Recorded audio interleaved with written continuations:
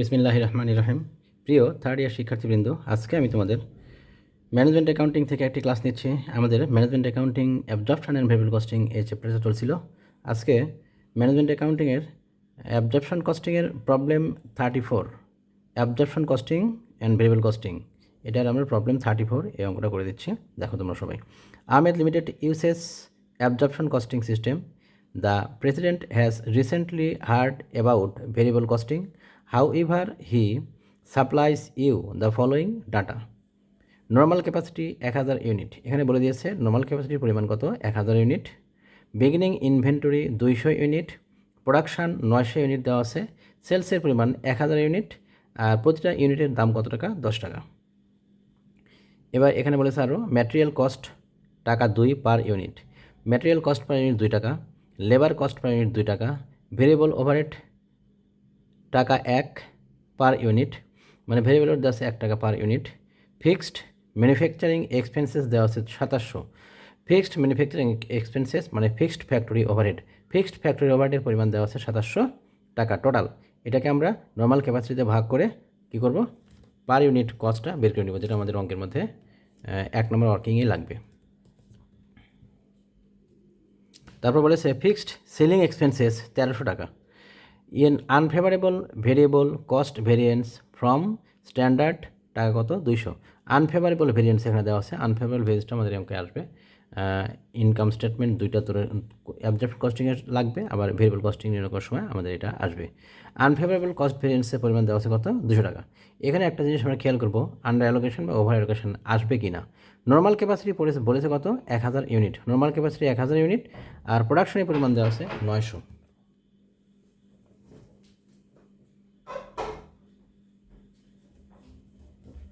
প্রোডাকশনের পরিমাণ দেওয়া আছে কত, 900। যেহেতু নর্মাল ক্যাপাসিটি থেকে প্রোডাকশনের পরিমাণ কম, সুতরাং এখানে আমাদের কি আন্ডার অ্যালোকেশন পরিমাণটা নির্ণয় করতে হবে, আন্ডার অ্যালোকেশনটা করতে হবে। আমরা এখন সলিউশনে যাচ্ছি। এই তথ্যগুলো দিয়ে বলেছে কি ইনকাম স্টেটমেন্ট তৈরি করে under absorption costing, under variable costing. এখানে আমাদের প্রথমে অ্যাবজর্পশন কস্টিং ইনকাম স্টেটমেন্ট তৈরি করতে বলেছে, তারপরে ভেরিয়েবল কস্টিংয়ে ইনকাম স্টেটমেন্ট তৈরি করতে বলেছে। দেখো আমরা সলিউশন করে দিচ্ছি সম্পূর্ণ, সবাই খেয়াল করো।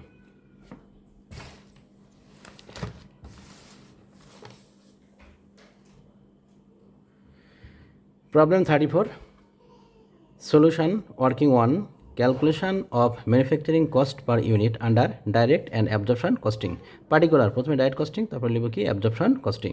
ম্যাটেরিয়াল কস্ট পার ইউনিট সরাসরি বলে দেওয়া আছে 2 টাকা 2 টাকা, লেবার কস্ট পার ইউনিট 2 টাকা 2 টাকা দুটোতে যাবে, আর variable overhead cost per unit এটা বলে দেওয়া আছে 1 টাকা 1 টাকা। তারপরে fixed factory overhead per unit, এখানে টোটাল টাকা দেওয়া ছিল 2700, আর 2700কে আমরা ভাগ করব নর্মাল ক্যাপাসিটি দিয়ে। নর্মাল ক্যাপাসিটির পরিমাণ দেওয়া আছে কত, 1000। আমরা 1000তে ভাগ করলাম, ভাগ করে পেয়ে গেলাম 2.7। এটা যাবে শুধুমাত্র অ্যাবজর্পশন কস্টিং মেথডে। আমরা অ্যাবজর্পশন কস্টিং মেথডে নিয়ে আসলাম, দিয়ে সবগুলো যোগ করলাম, যোগ করে যেটা আসলো এটা হচ্ছে 7.70। এটা হচ্ছে অ্যাবজর্পশন কস্টিংয়ের পার ইউনিট টোটাল কস্ট, আর ডাইরেক্ট কস্টিংয়ের টোটাল কস্ট আসলো কত, 5 টাকা। ওয়ার্কিং 1 শেষ। এবার 2 নম্বর ওয়ার্কিং। আমাদের 2 নম্বর ওয়ার্কিংয়ে যে কাজটা করতে হবে সেটা হচ্ছে, আমরা দেখতে পাচ্ছি এই অঙ্কে ক্লোজিং ইউনিটটা দেওয়া ছিল না, তাহলে ক্লোজিং ইউনিটটা আমরা কী করবো, ক্লোজিং ইনভেন্টরি পরিমাণটা এখন বের করবো। Opening plus production minus sales সমান ক্লোজিং। এখানে 200 ওপেনিং দেওয়া আছে, 900 দেওয়া আছে হচ্ছে প্রোডাকশনের পরিমাণ, আর সেলসের পরিমাণ 1000। ক্যালকুলেশন করে আমরা পেয়ে গেলাম ক্লোজিং ইনভেন্টরি পরিমাণ কত, 100 ইউনিট। এখন ওয়ার্কিং 3। ওয়ার্কিং 3তে আমরা করবো কি আন্ডার অ্যালোকেশন, যেহেতু নর্মাল ক্যাপাসিটি দেওয়া আছে 1000 আর প্রোডাকশনের পরিমাণ দেওয়া আছে 900, সুতরাং যেহেতু প্রোডাকশনের পরিমাণটা কম নর্মাল ক্যাপাসিটি থেকে, সুতরাং এখানে আন্ডার অ্যালোকেশনের পরিমাণটা বের করতে হবে। Calculation of under allocation of fixed factory overhead. প্রথমে লিখব under allocation normal capacity minus production into fixed factory overhead rate.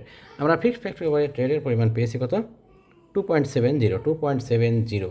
এই যে 1 নম্বর ওয়ার্কিং করার সময় দেখেছিলাম এখানে 2.70, এই 2.70টা আমরা এখানে নিয়ে এসে গুণ করে দেবো। তাহলে কত আসলো, নর্মাল ক্যাপাসিটি 1000 আর প্রোডাকশনের পরিমাণ 900, আর এখানে ফিক্সড ফ্যাক্টরি ওভারহেড রেট পেয়েছিলাম 2.70, গুণ করে পেলাম 270 টাকা।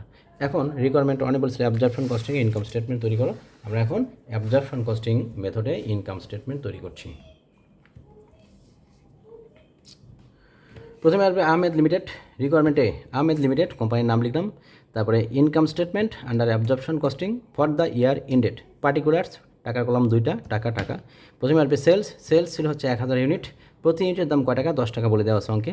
তাহলে 1000 গুণন 10 পেলাম কত? 10,000 টাকা। এবার less cost of good sold, cost of good sold, cost of, যেহেতু এটা আমাদের অ্যাবজর্পশন কস্টিং, সুতরাং শুধুমাত্র আমরা লিখব কি? Cost of good sold. প্রথমে আসবে কস্ট অফ বিগিনিং ইনভেন্টরি, 200 ছিল বিগিনিং ইনভেন্টরি, আর এটাকে গুণ করব। অ্যাবজর্পশনের রেট ছিল 7.70, এটাতে গুণ করলাম, গুণ করে আসলো 1540। তারপরে আমরা যে কাজটা করবো সেটা হচ্ছে অ্যাড করব cost of production, cost of production, প্রোডাকশনের পরিমাণ দেওয়া আছে 900 আর রেট দেওয়া আছে 7.70, গুণ করলাম, গুণ করে পেয়ে গেলাম 6930, যোগ করে আসলো কি? 8470। এটার নামই হচ্ছে cost of goods available for sale. Cost of goods available for সেলের পরিমাণ পেলাম কত আমরা? 8470। Less cost of ending inventory, ending inventory পরিমাণ আমরা ক্যালকুলেশন করে বের করেছি ওয়ার্কিং টুতে, 100 ছিল, এই 100কে গুণ করবো 7.70, অ্যাবজর্পশনের রেট দিয়ে গুণ করে পেলাম কত? 770। 770 এখান থেকে বাদ দিব, বাদ দিলে যেটা আসবে এর নাম হচ্ছে cost of goods sold at standard. Cost of goods sold at স্ট্যান্ডার্ডের পরিমাণ পেলাম আমরা কত? 7700। 7700 আসলে cost of goods sold at standard. এবার অ্যাড করব আনফেভারেবল কস্ট ভেরিয়েন্স 200, এটাও অ্যাড হবে। আবার under allocation of fixed factory overhead 270 ছিল, এটা আমরা যোগ করব। যোগ করে যেটা আসবে এর নাম হচ্ছে cost of goods sold at actual 8170। আর এবার এই cost of goods sold at actual 8170, এই পরিমাণটাকে আমরা বাদ দেবো। এটাকে আমরা বাদ দেবো কোথা থেকে? বাদ দেবো হচ্ছে সেলস থেকে। সেলসের পরিমাণ কত? 10,000। এই 10,000 থেকে বাদ দেবো আমরা 8170, বাদ দিয়ে আসলো কত? বাদ দিয়ে আমাদের আসলো হচ্ছে 1839, এর নাম হচ্ছে গ্রস প্রফিট। তাহলে গ্রস প্রফিট পেলাম, পরিমাণ পেলাম 1839 টাকা, আর এটাকে বলবো আমরা কি? Gross profit. গ্রস প্রফিট পেলাম 1839। এবার এখান থেকে আমরা বাদ দেবো কি? Operating expenses. Operating expenses. এবার অপারেটিং এক্সপেন্সেসের মধ্যে আসবে variable selling expenses. Variable selling expenses আমাদের অঙ্কে দেওয়া নাই, তাই 0। আর ফিক্সড সেলিং এক্সপেন্সেস দেওয়া ছিল কত? 1300। তাহলে 1300টা আমরা এই পাশে নিয়ে আসলাম, নিয়ে এসে বাদ দিলাম 1839 থেকে। বাদ দিয়ে যেটা আসলো এটাকে বলবো আমরা কি? Net income under absorption costing. এখন আমরা যাচ্ছি ওয়ার্কিং টুতে। ওয়ার্কিং টুতে বলেছিল ইনকাম স্টেটমেন্ট তৈরি করো আন্ডার ভেরিয়েবল কস্টিং। আমরা এখন ভেরিয়েবল কস্টিং ইনকাম স্টেটমেন্ট তৈরি করছি। Ahmed limited income statement under variable costing for the year ended dot dot dot, time উল্লেখ নাই, আমরা টাইম দিলাম না। পার্টিকুলার টাকা কলাম দুইটা, সেমভাবে প্রথমে সেলস বের করলাম 10,000, তারপরে less variable cost of goods sold, যেহেতু ডাইরেক্ট কস্টিং বা ভেরিয়েবল কস্টিং সিস্টেম এটা, সুতরাং ভেরিয়েবল কথাটা লিখতে হবে। Variable cost of goods sold, এর মধ্যে আসবে প্রথমে variable cost of beginning inventory. আমরা 200 ইনভেন্টরির পরিমাণ ছিল ইউনিট, এই ইউনিটকে গুণ করবো কত দিয়ে? 5 টাকা রেট, ডাইরেক্ট কস্টিংয়ের রেট পেয়েছি 5 টাকা, 5 টাকা দিয়ে গুণ করলাম, করে পেলাম কত? 1000। এবার অ্যাড করব ভেরিয়েবল কস্ট অফ প্রোডাকশান 900 × 5 4500, যোগ করে যেটা আসলো এর নাম হচ্ছে কি? 5500, এর নাম হচ্ছে variable cost of goods available for sale. এবার এখান থেকে বাদ দিব variable cost of ending inventory. Ending inventory কত? 100 ইউনিট 5 টাকা করে, 100 ইউনিট 5 টাকা করে, তাহলে কত আসবে? 500। 500 এখান থেকে বাদ দিব, বাদ দিলে যেটা আসবে 5000, এর নাম হচ্ছে variable cost of goods sold at standard. এবার এর সাথে যোগ করব আনফেভারেবল কস্ট ভেরিয়েন্স কত? 200, এটা এর সাথে যোগ করলে আসবে 5200। এই 5200কে বলবো আমরা variable cost of goods sold at actual. Variable cost of goods sold at actual পেলাম কত? 5200। এটাকে বাদ দিব আমরা সেলস থেকে, সেলসের পরিমাণ 10,000, বাদ দিলে আসবে 4800, এর নাম হচ্ছে gross contribution margin. Gross contribution মার্জিনের পরিমাণ পেলাম 4800। এখন এখান থেকে লেস করব, এখান থেকে আমরা লেস করব ভেরিয়েবল সেলিং এক্সপেন্সেস, এটা কত? 0, নাই যেহেতু, তাই 0। বাদ দিয়ে যেটা আসলো এটাকে বলবো আমরা কি? Net contribution margin. এবার এখান থেকে আমরা লেস করব কি? ফিক্সড এক্সপেন্সেস বা ফিক্সড কস্ট। ফিক্সড এক্সপেন্সেস কত? এখানে ফিক্সড সেলিং এক্সপেন্সেস দেওয়া আছে 1300, আর ফিক্সড ফ্যাক্টরি ওভারহেড দেওয়া আছে কত? 2700। এই দুইটা যোগ করে আসলো কত? 4000। এই 4000টা আমরা বাদ দিব 4800 থেকে, বাদ দিলে পাবো আমরা এখানে কত? 800। এই 800টাই হচ্ছে আমাদের কি? Net income under variable costing. এই ছিল আমাদের অঙ্ক। আর আমাদের যদিও এ আর বি এই দুইটা রিকোয়ারমেন্টে শুধুমাত্র ইনকাম স্টেটমেন্ট তৈরি করতে বলেছে, আমাদের রিকনসিলিয়েশন স্টেটমেন্টটা তৈরি করতে বলেনি। তবু আমি রিকনসিলিয়েশন স্টেটমেন্টটা তৈরি করে দিচ্ছি, কারণ অঙ্কটা নির্ভুল হয়েছে কিনা এটা বোঝার জন্য রিকনসিলিয়েশন স্টেটমেন্টটা করলে আমরা বুঝতে পারবো।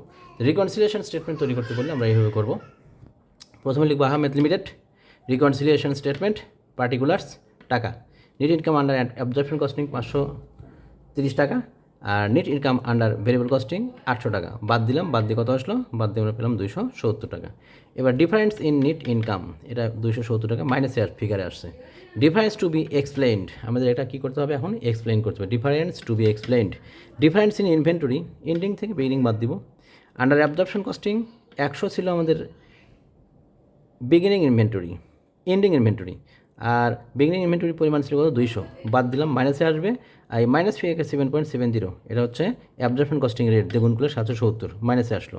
এবার আন্ডার ডাইরেক্ট কস্টিং, এটা কত, 100 মাইনাস 200, একই রকমভাবে 5 দিয়ে গুণ করলাম, ডাইরেক্ট কস্টিংয়ের রেট করে পেলাম কত, 500। এখন 770 মাইনাস ছিল, আর এটা মাইনাস ফিগারে আছে কত, 500। এখন 770 মাইনাস ফিগার, এইখান থেকে মাইনাস করলাম মাইনাস ফিগারের 500, বাদ দিলাম, আমরা এখান থেকে পাবো কত, মাইনাস 270। তাহলে মাইনাস 270 এখানে পেলাম, মাইনাস 270 এটা পেলাম। যেহেতু আমাদের এই দুইটা অ্যামাউন্ট মিলে গেছে, সুতরাং আমাদের ইনকাম স্টেটমেন্ট দুইটাই ঠিক আছে। আজকে এই পর্যন্তই, সবাই ভালো থাকো, আল্লাহ হাফেজ।